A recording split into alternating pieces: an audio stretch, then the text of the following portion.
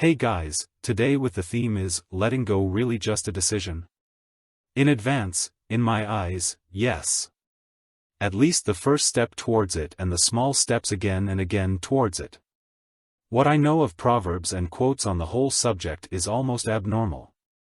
But it must be said that they helped me at least partially to stay on track.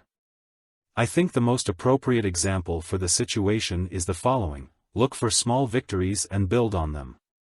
Every little victory, even if it's just getting up 5 minutes earlier, gives you confidence. You realize that these small victories make you feel great and you keep going. You realize that being paralyzed by fear of failure is worse than failure itself. Once off in the comments if you know who the quote is from. Basically, it doesn't matter at all who it's from. Sure, it inspires you when you know what life path this person has taken and we feel connected. But the core message in it is universal, and sometimes we just need a path given to us. We don't fail as much these days as we used to because, in part, the opportunity doesn't exist. There is the easy way out and safety nets on every street corner. We are used to staying in our comfort zone almost all the time. You can live your life today without having to step out of that comfort zone even once. It won't be particularly satisfying and the highs are close to the lows. But it is possible. The question is, do you want it? And I can guess the answer. You want to feel good but to live a life of accomplishing nothing? I don't know anyone who would want that. Even if it is completely immaterial. We all want to achieve something. We are not necessarily looking for the purpose of life, but every one of us has a motivation to go on, even if they are sometimes strongly dampened by such events as a serious breakup and we feel the desire to lose everything that gave us fun before. We are very emotional creatures, which brings good with it, but can also plunge us into deepest depressions, from which we feel we can no longer get out. Depressions through which nothing penetrates and no small light can show us the direction out of the darkness. In such moments we don't know what lies ahead of us, and that's the really frightening thing. Can we ever get out of it? Hasn't all happiness just disappeared from our world? I don't want to give you the answer to that right here, but hearing it from me or anyone else won't do you any good. There are situations in life where you have to experience it yourself in order to really believe the truth. Situations that each person perceives differently, and if you rely on experiences, they may be faded or repressed by others or no longer perceived as they really were for them at the time. That is a reason why I am here still so at the edge of this state to be able to represent it still to some extent truthfully. And a reason why now still every day a video for you comes.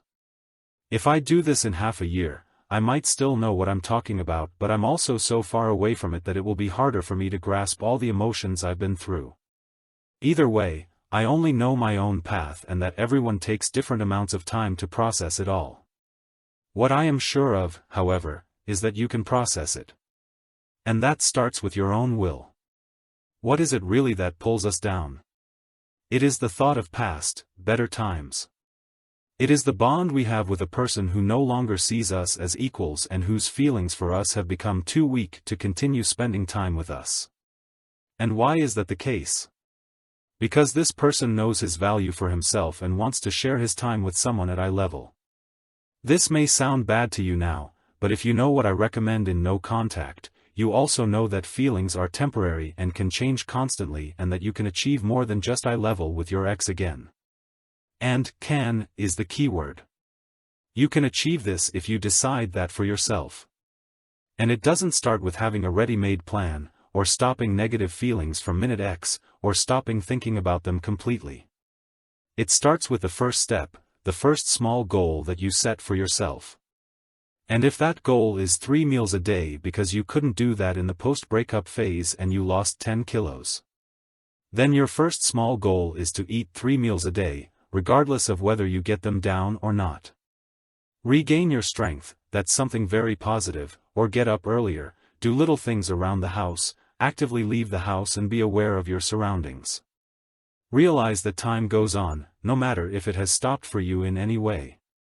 And you would like nothing better than to let it run backwards. Very small goals and establish them, day by day for you as a routine. A routine in which you are momentarily taken up with other thoughts than the negatives of good times and what she is probably doing right now. Because what do these thoughts bring you, except inner pain? Absolutely nothing, and the longer you distract yourself from them, the more insignificant they become. That's how it is. The more you take control over your life again, the less control this whole situation has over you. And if you reach little goals again and again, you push this negativity out of your life, because you see that it is possible without it. That it only depends on you. Discipline comes from taking small steps day by day that you consider your goals, and when you achieve enough of those goals, motivation sets in. These two things, discipline and motivation, are not something you just have. They are something you decide to do.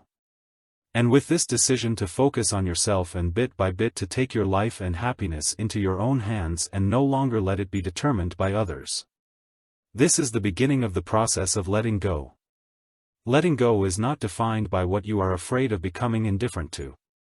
You have built a bond with your ex and she with you.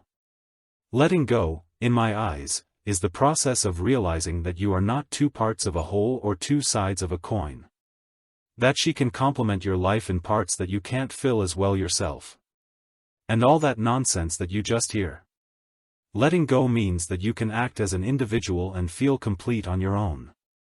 That you can be happy on your own and other people around you can act in their own way without it hitting you as deeply as it just did last time. You are 100% with them and 100% without them. You have let go and rely only completely on yourselves. On others, good friends, on a new love, family you can count of course just as much, but never to 100%, and so that you think without this one person I am no longer myself and cannot imagine a life so at all. Letting go does not mean forgetting. It is a process not necessarily away from other people, but one directly towards yourself. For you have moved away from yourself when you sit alone with yourself in the dark and see no light, even though you yourself are the light. Take care and see you in the next video.